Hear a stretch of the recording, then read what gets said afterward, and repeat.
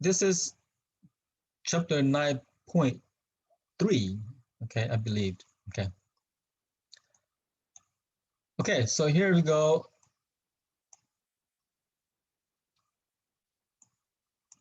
Next problem here, right? So it says 7 volunteers taking the GRE, nurses. I'm sorry, 7 volunteers taking the GRE allow nurses to measure their pulse rate prior to the start of half-day test and at the end of the half-day test. So researcher wanted to determine if the heart rates of the students were greater prior to the start of the exam. And these are their summaries. Okay. So these are the results that they got. So basically, 7 students, before they take the test, okay, the researcher take their pulse rates before the test and then after the test. And these are the results. The researcher wants to know if the heart rate is a beat faster before the test or not.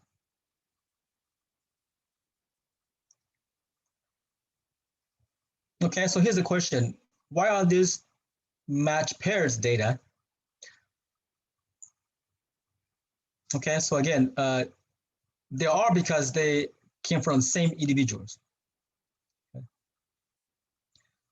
So we have first set data is before, second set is after, but the same person. Therefore, this result is a dependent sample.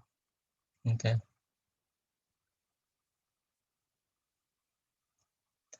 Actually, we have 2 samples, but came from the same person. So the fact that it came from the same person, it is a dependence. Okay.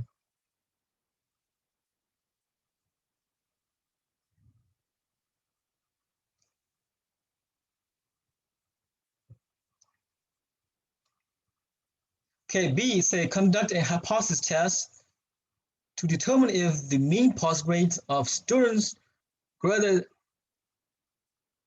at the beginning of the exam than at the end. So pretty much this is what the researcher wanted to know. Okay. Is your heart beat faster before the test or not? Well, I always have the cases where my heartbeat does go faster before the test than after the test. Not just the exam, but any time, right? You take the test every time.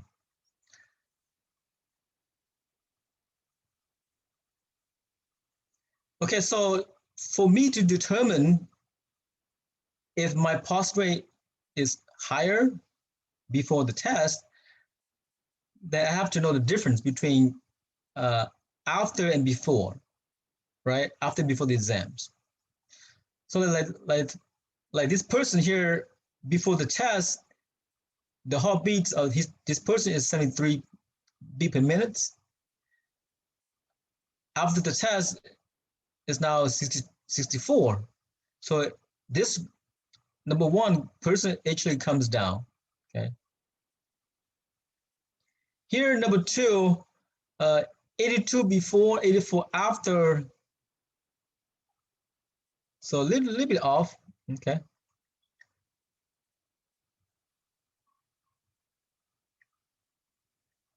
Look at the third person's.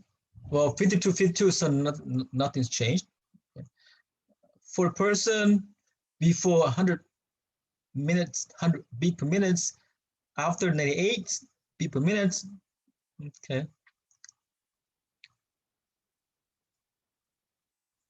Okay, now for each person, I'm gonna take the difference. Okay. So You can do after minus before, or you can do before minus after.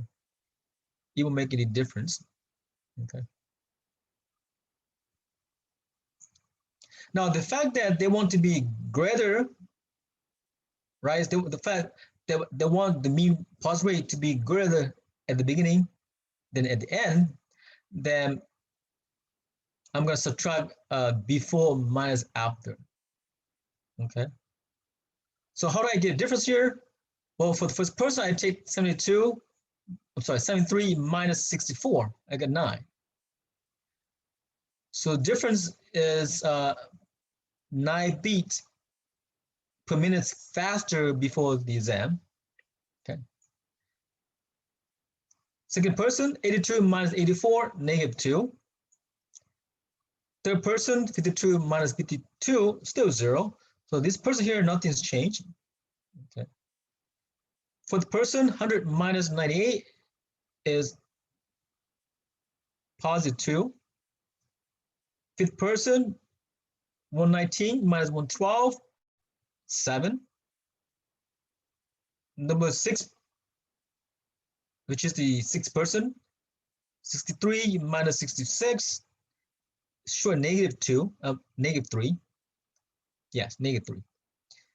55 minus 54 is 1. So the positive numbers represent that the heartbeat beats faster before the test. Okay. The negative number here saying that the heartbeat before the test is actually beat slower before the test than after.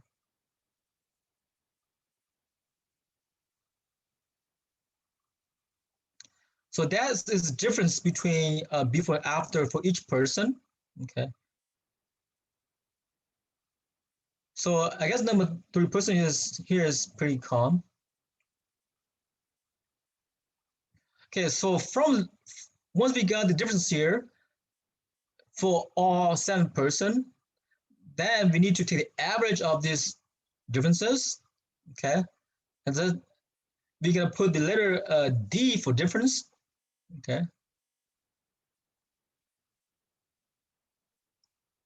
So here we go. D is for the differences. So 9, negative 2, 0, 2, 7, negative 3, 1. How do I get the average of this set of data? Well, just add up, divide by 2. So here D is represent the differences, which is these numbers. You're going to add up this number divided by how many you have. So we have 7 person, so 7. You add up these numbers, you got 14 divided by 2. So now the average of those differences is 2. So that's why we have the letter D bar. Okay. So think of the D is like the X.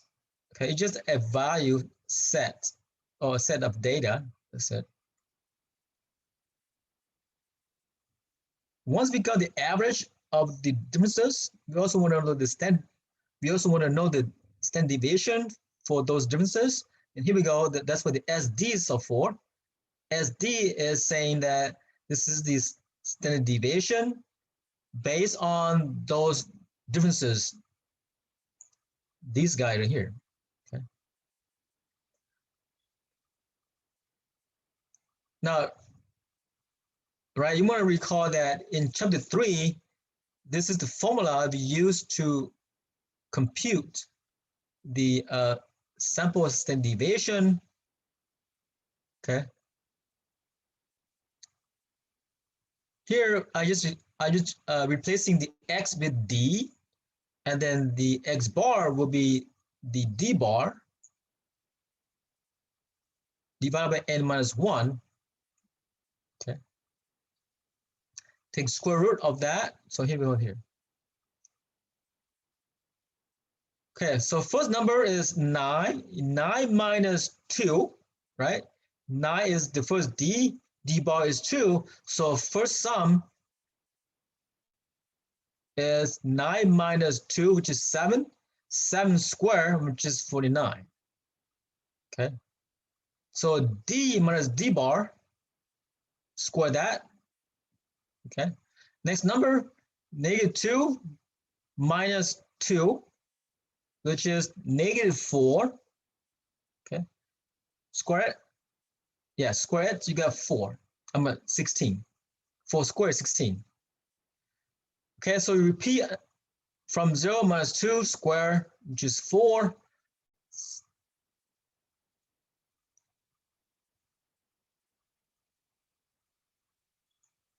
Okay, so you keep doing this until the last number, which is 1. 1 minus 2 is negative 2 squares. I'm sorry, 1 minus negative 2, it is negative 1. Yeah, 1 minus negative 2 is not negative 2. 1 minus 2, it is a negative 1 squared, which is positive 1. Okay, so divided by n minus 1, which is just 6, right? Because 7 minus 1 is 6.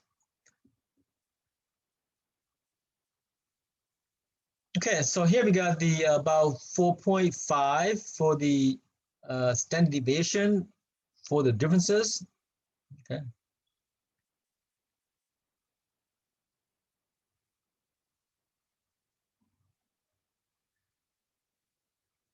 All right. Now, for test purposes, you might want to go back and learn how to compute the S, which is the standard deviation. Okay.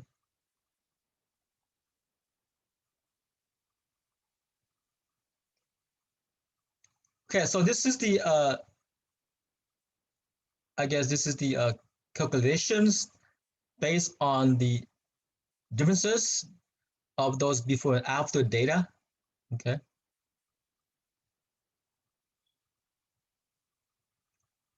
All right. Now, what's the claim? Okay, what is the claim? Well, we want to test if the pulse rate is greater at the beginning than at the end. Okay, so because we're talking about everybody now, right? Every students now. Okay. So we talk about the mean of the differences. Okay, so here we go. Mu, we talk about the population mean. Okay. Based on the differences. Okay.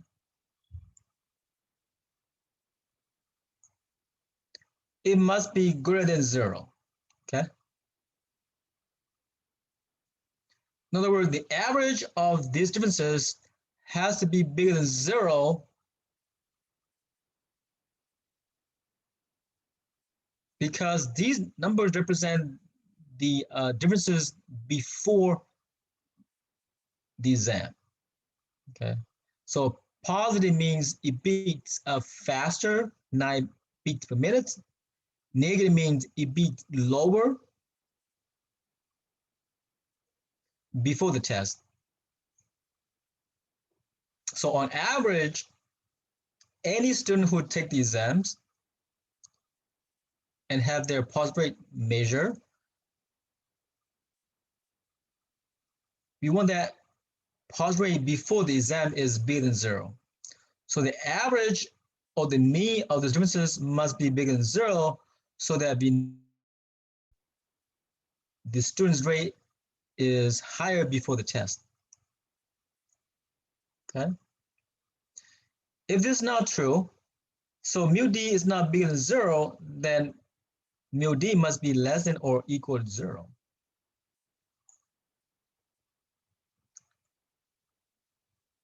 Okay.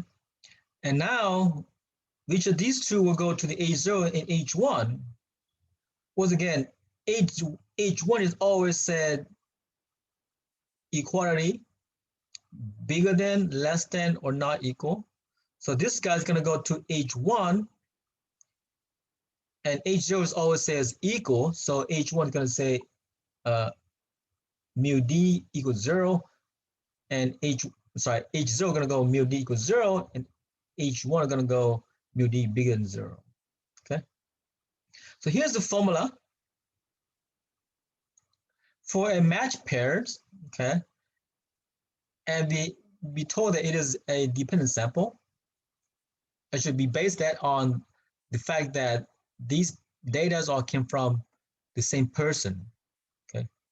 Right. Based on the fact that we have a two set of data, right? First set is before data, second set is after data, and these data came from the same individuals. So we know that it is a dependent sample. It is a matched pairs because you match, right, before and after of the same person. So it is a matched pair, right? This just common sense.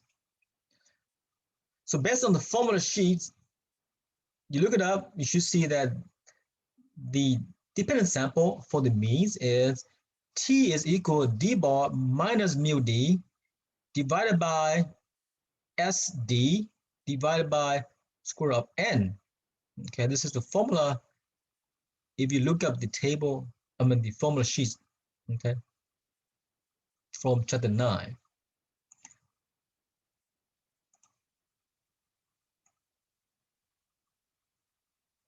In fact, let's look at it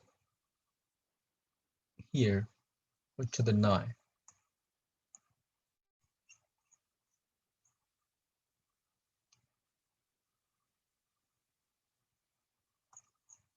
So let me share the screen.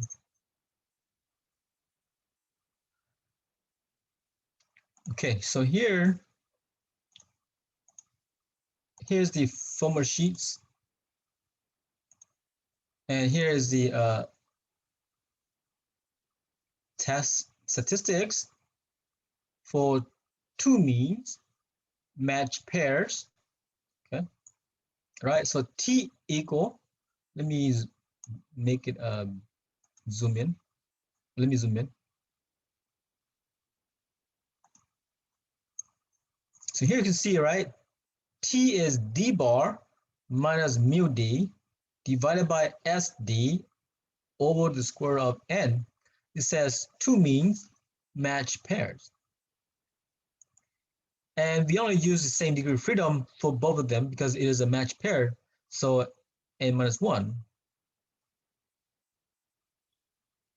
Now there's no one or two here is because, again, the data we got is from the same person, same individuals.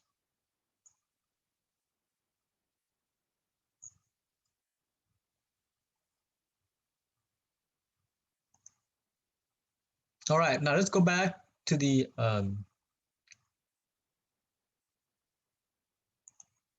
to our problem, our example, that is.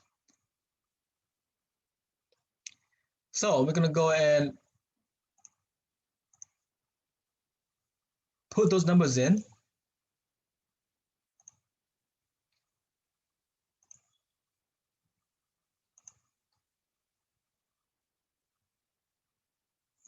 Okay, so D bar we got to be 2. So I put it here, right? So D bar is 2. SD is 4.5. Okay.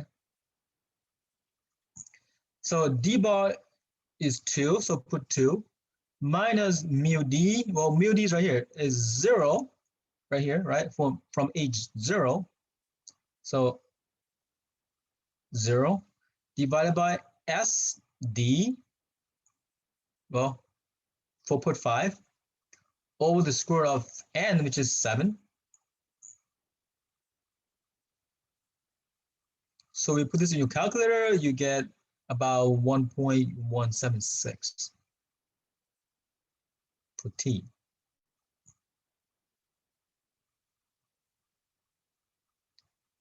Now, from here, if you choose to do the p-value method, go ahead and do that.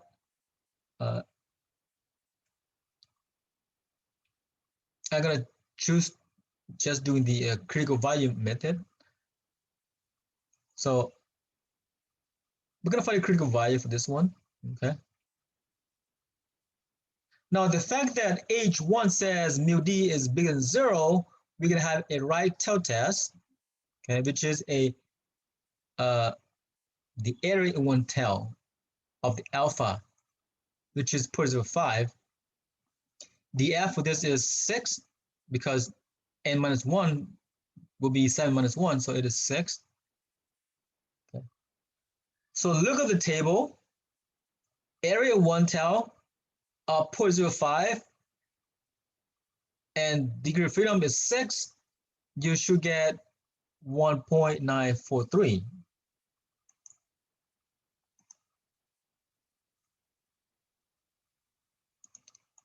Well, let's confirm that. Let's confirm that with the table.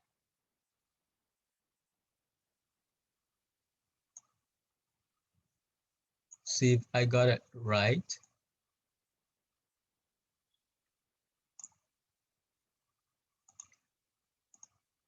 Okay, so we are looking at the degree of freedom is 6, which is right here. And then area of one tail of 0.05, so here, right there is area of one tail, 0.05. So you can see that it is, let's see, go from the left to right and goes down. So you can see now that the critical t-test is 1.943. Okay, right here, 1.943.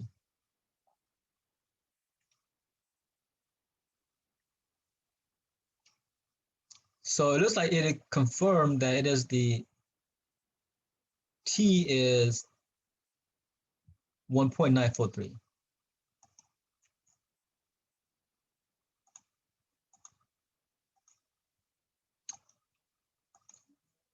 Okay, so now once we got the critical value t, we can put 0 here.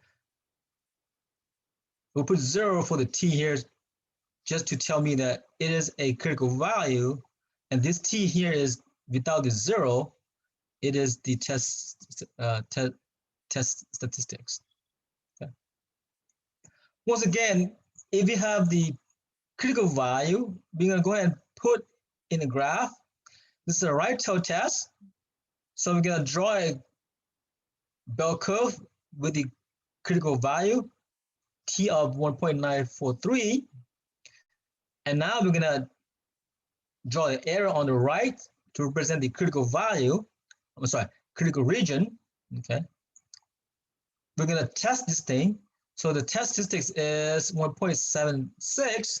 So you can see here that it is right outside of the area. So once again, we failed to reject H0 because the test here is not in the critical region. Okay. Sometimes this part here is also called the rejection region. So if it is inside the rejection region, then you reject. If it is not, then you not reject. Okay. So this case it is not, the statistic is not in the rejection region, so we're not going to reject. Okay. So we fail to reject H0 because the test here is not in the rejection region. Conclusion, once again, the fact that we fail to reject H0, then there's no such evidence to support the claim.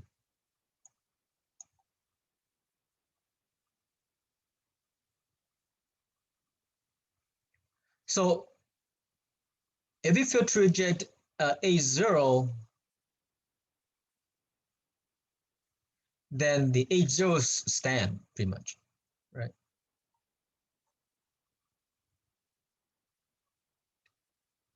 Well, H0 says D, mu D is 0.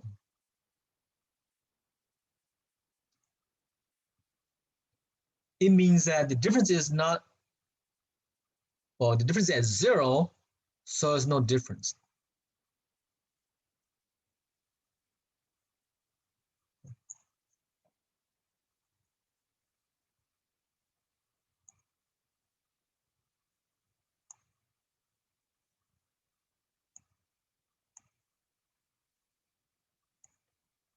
Okay, so the conclusion then, there is no sufficient evidence to support the claim that the mean pass rate of the students is greater at the beginning of the exam than at the end.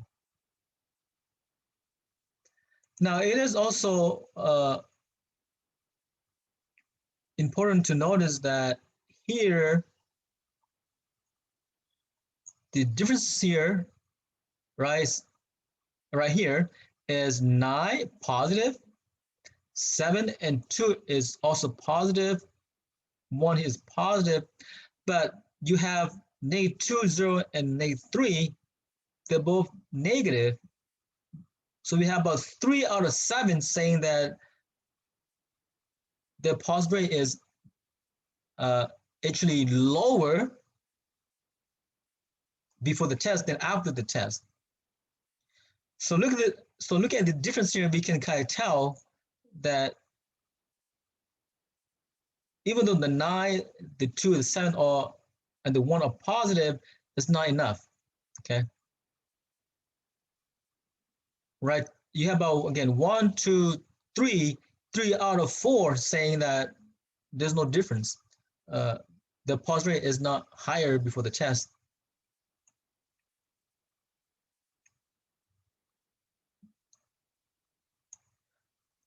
Okay, so it makes sense that the conclusion was said that there's no sufficient evidence to support the claim that the pass rate is actually higher.